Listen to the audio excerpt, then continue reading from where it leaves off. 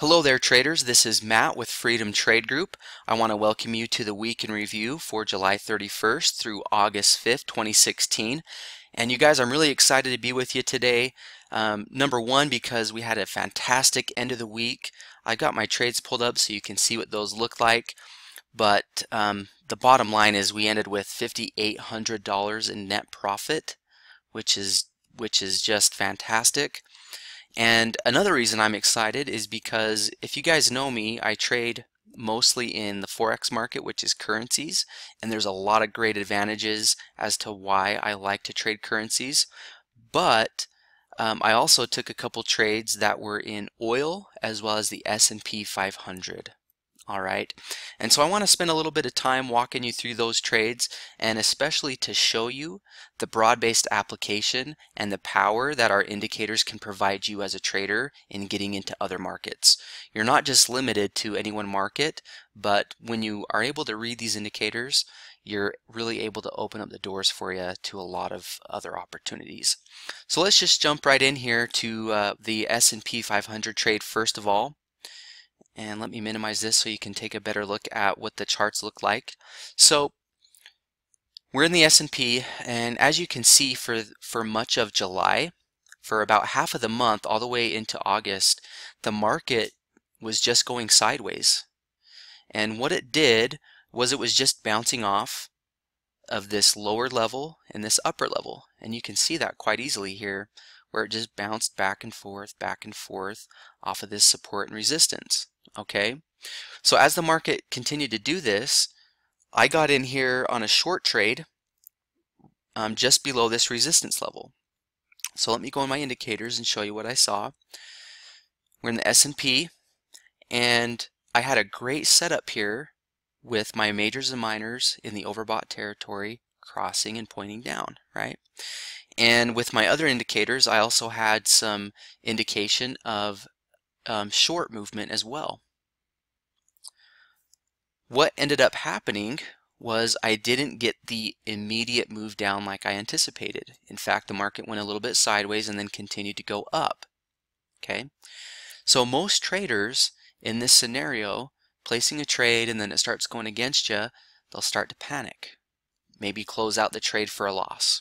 Okay, what I did was I just stuck to my game plan. I reevaluated my trade, and let me go into my 4-hour chart, because this is what I saw. I knew we were in the overbought territory and also at all-time highs, so I wasn't too concerned that the market was going to continue up for much longer. And in my 4-hour chart, we were overbought. And look what happened. What did my indicators do? They were telling me, hey Matt, there's a good likelihood the market's going to continue to go down. And I had this great setup on my majors and minors, overbought, crossing, and great down pressure here, as well as a hint to some down pressure here. So all signs are leading, hey, market's going to head down. And what happened? Sure enough, my indicators let me know ahead of time that the market was going to go down, which it did. And so rather than getting in short on a second trade short, which I could have, because I was already in one, I just stayed with it, and the market definitely just powered on down, didn't it? So I took my profit here above this support level for some great profit. And then let me go into this oil trade. So here's where I got in long. I bought some oil, and then the market continued up where I got out for a profit. What I saw in my indicators, which made me feel good about this trade, is actually right here. I was in the oversold territory on a couple different time frames. I got a great cross on my majors and minors on my 60 as well as my 4-hour at the $41 mark, which is where I got in. And then what did the market do? Continued up, right? My indicators gave me a great notification ahead of time.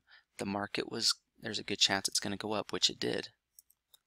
And as you can see, of course, it continued right on up for my take profit. I got in and out of that trade. So like I said, I'm really pleased, and I want to accentuate the broad-based application of this. You're not just limited, guys. There's a lot of opportunities out there. One reason I don't like to trade these markets as much is because there's pretty high commissions and fees that go along with it.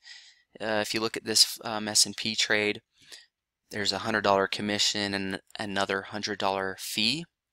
And on the oil trade, $80 commission, $60 fee. So that chews into your profits. You can see on the other hand in the currencies, you know, my highest commission was a $17 commission and 15 cents for the fee. So there's a really big comparison there. Another reason why I like to stick into currencies, because those commissions are so small. Anyways, I'm going to wrap it up there, guys. I hope that's really helpful. And until next time, best of luck on your trading.